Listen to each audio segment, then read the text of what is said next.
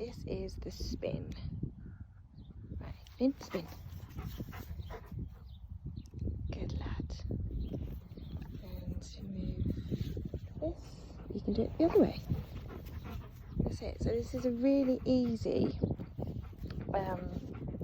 trick. This is a part of trick training, and it's a really easy thing to to teach. So literally, you just go up to his nose and just pull it in a spin.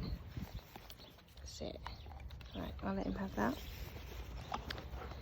And even if he makes the attempt to go in the spin, reward him, because it might take dogs quite a while to actually do it.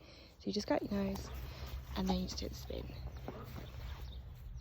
That's it, good boy.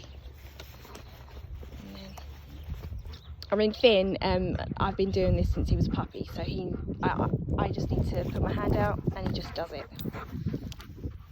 Yeah. Right, there you go.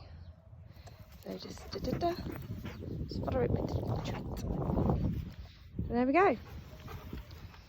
Here's the spin. Right, one more time.